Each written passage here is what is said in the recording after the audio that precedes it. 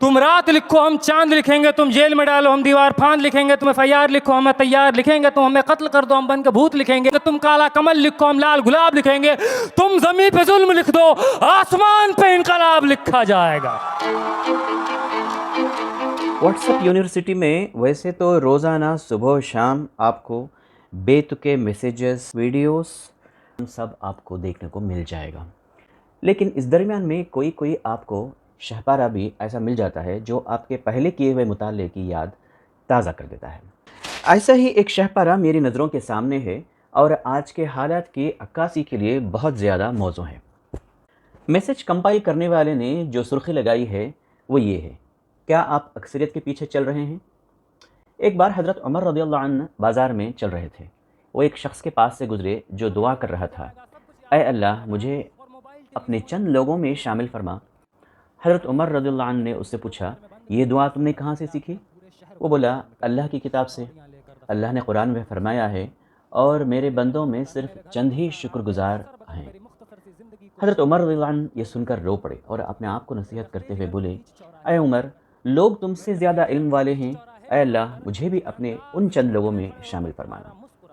हम देखते हैं कि जब हम किसी शख्स से कोई काम छोड़ने का कहते हैं तो वो कहता है कि अक्सर लोग करते हैं, मैं कोई अकेला तो नहीं।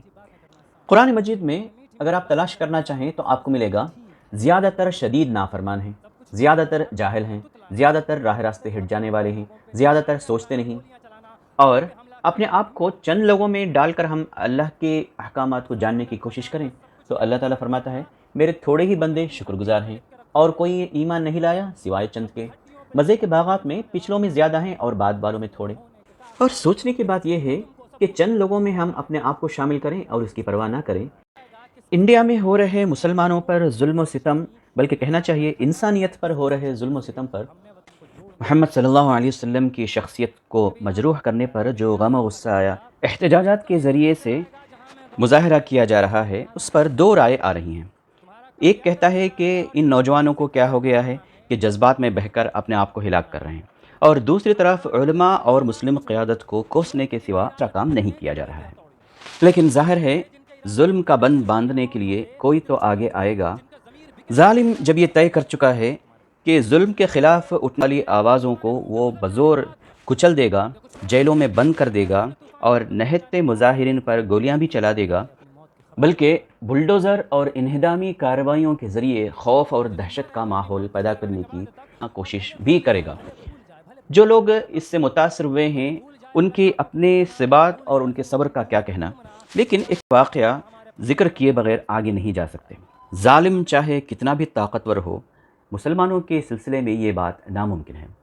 इसकी ताज़ा मिसाल रांची में पुलिस की गोली से शहीद होने वाले 16 साला मुदस्सिर की दलीर माँ की है, जिन्होंने अपने बेटे की शहादत पर ऐसा ईमान अफरोज़ बयान दिया है जिसका तस्वुर भी दुश्मनाने इस्लाम नहीं कर सकते। अपने अकलौते बेटे की रहलत पर बहादुर माँ ने मुसलमानों को कसूरवार ठहराने की बजाय हुकूमत वक्त से बेबाक सवाल करती है कि मेरे बेटे का कसूर क्या था? क्या पुलिस को इजाज़त है कि कोई अपने हक़ के लिए आवाज़ उठाए तो गोली मार दें? इस्लाम जिंदाबाद अगर कहता है तो पुलिस को गोली मारने का हक़ किसने दिया? सरकार कहाँ सोई रही जिस मिल्लत के अंदर ऐसी माएँ हों जो इस गम की घड़ी में भी बबांग दहल ऐलान करें, मुसलमान का बच्चा कमजोर है, शेर माँ पैदा किया, शेर माँ को, अरे शेर माँ, इस्लाम जिंदाबाद था, इस्लाम जिंदाबाद है, इस्लाम जिंदाबाद हमेशा रहेगा। और मुदस्सिर की माँ सवाल करती है कि मेरा 16 साल का बच्चा अपने इस्लाम के लिए शहीद हुआ है, उसको कौन खौफज़दा कर सकता है? ऐसे ही अजीमत के नमूनों ने इस्लाम का परचम बुलंद कर रखा है। इस कौम के अंदर ऐसी दलीर, बहादुर और शजाअत से भरी हुई माएँ होंगी और मुदस्सिर जैसे बेटे को जनने की सलाहियत रखती होंगी, उस कौम को मोदी या योगी क्या डराएंगे? गोया ये जो कम लोग हैं, साहिर लुधियानवी के अशार में, न मुँह छुपा के जिए और न सर झुका के जिए, सितमगरों की नज़र से नज़र मिला के जिए। दूसरी बड़ी मिसाल आफरीन फ़ातिमा है, जो JNU की स्टूडेंट हैं, वेलफेयर पार्टी ऑफ इंडिया की स्टूडेंट विंग स्टूडेंट फ्रेटर्निटी से ताल्लुक़ रखती हैं। और मीडिया चैनल्स में इनके हालिया इंटरव्यूज़ को देखें तो आपको यकीन नहीं होगा कि ये उसी कौम के नौजवान हैं जिसको मिटाने के लिए, जिसको जड़ से उखाड़ने के लिए सरकारी सतह पर कोशिशें हो रही हैं। जिस लेवल ऑफ कॉन्फिडेंस और मतानत संजीदगी के साथ उन्होंने हर सवाल का जवाब दिया है वह इंतहाई काबिल सताइश है। आफरीन फ़ातिमा के वालिद मोहम्मद जावेद इलाहाबाद शहर के मुअज़्ज़िज़ लोगों में से हैं। वेलफेयर पार्टी के यूपी स्टेट के जनरल सेक्रेटरी हैं। जमात इस्लामी के नाज़िम शहर हैं। कौम के हमदर्द हैं। आखिर इनका मकान क्यों ढा दिया गया? 12 जून को इनके मकान को गैर कानूनी तरीके से ढा दिया गया। जावेद मोहम्मद और उनकी बीवी को भी जेल में डाल दिया गया। इस सिलसिले में ये बात नोट करने की है कि इस मरतबा जो असम्बली इलेक्शन हुए हैं यूपी स्टेट के, उसमें वेलफेयर पार्टी ऑफ इंडिया ने अखिलेश यादव को सपोर्ट किया था। ये सरासर इंतकाम पर मबनी कार्रवाई थी। ये इंतकामी कार्रवाई जावेद मोहम्मद को इनकी हक़गोई, इनकी बेबाकी, एक एक्टिव लीडरशिप को तोड़ने की कोशिश की गई है। तो ये जो सीधे से मुस्लिम विरोधी सरकार है, इसके खिलाफ एक लड़ाई छिड़ी है। सीएए एनआरसी के खिलाफ भी लड़ाई है, लेकिन सबसे पहले मेरे लिए और मुझ जैसे बहुत से लोगों के लिए और मुझ जैसे बहुत से मुसलमानों के लिए ये लड़ाई हमारी सेल्फ रिस्पेक्ट और डिग्निटी की भी है। इस वाक़े में हमारे लिए ये सबक है कि हिम्मत और हौसलों को बुलंद रखना, समझदारी और फ़आलियत के साथ लोगों को तरबियत करते रहना और सालेह समाज और सियासत के कारकुनों में इजाफा करना वक्त की अहम ज़रूरत है। Afreen Fatima is an activist whose father, Javed Mohammed, is a leader of the Welfare Party of India. Their home was amongst those demolished. She joins me now from Prayagraj in Uttar Pradesh state. Good to have you with us on the programme. Can I just begin first? Were you, your father, or any member of your family at these demonstrations? We were not demonstrating on Friday. None of us were part of the protests that happened in Allahabad, and we were at our house. It was a Friday. It was Friday, so we offered our prayers, and we were in the house all the time. Prayagraj में lawyers association ने chief justice को अपनी writ petition mail की है।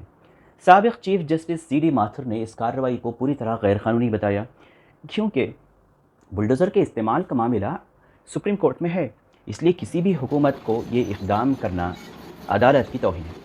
एक सवाल ये है कि आखिर रियासती हुकूमतें कानून को इस तरह पामाल क्यों करती हैं? इसका सीधा सा जवाब ये है कि इसकी वजह अपनी नाकामी पर पर्दा डालना होता है। नूपुर शर्मा की बदज़बानी के बाद दुनिया भर में जो बदनामी हुई है, उसकी जानिब से अवाम की तवज्जो हटाना है। शेर अपने शिकार की कोशिशों में महज 1/4 कामयाब होता है, यानी 25%, और बाकी 75% नाकाम, फेलियर। कामयाबी के इस परसेंटेज को आप जब देखते हैं तो हैरानी होती है। इसके बावजूद भी शेर अपने काम से मायूस नहीं होता, शिकार का ताक़ुब जारी रखता है। कामयाबी ये है कि अपनी गलतियों की इस्लाह करते रहें और चलते रहें। आप हमेशा हर इस मरहले में आगे ही बढ़ते रहेंगे। आपकी कोशिशें नाकाम हुई थी, लेकिन आप रुके नहीं थे, चलते रहे थे। अल्लाह ताला कुरान में फरमाता है, इज़हब अंत व अखूक बिआयाती वला तनिया फी ज़िक्री। तुम और तुम्हारा भाई मेरी निशानियाँ लेकर जाओ और मेरी याद में ज़रा सुस्ती ना करना। अल्लाह का ज़िक्र ये भी है कि इंसानों की खिदमत में हम लगे रहें, मुसलसल करते रहें और कभी ना थकें। आपका क्या ख्याल है दोस्तों? कमेंट बॉक्स में लिखें, लाइक करें और शेयर करें। मुझे यासर सिद्दीकी को अब इजाज़त दीजिए। अगले एपिसोड तक के लिए अपना ख्याल रखिए। अल्लाह हाफिज़।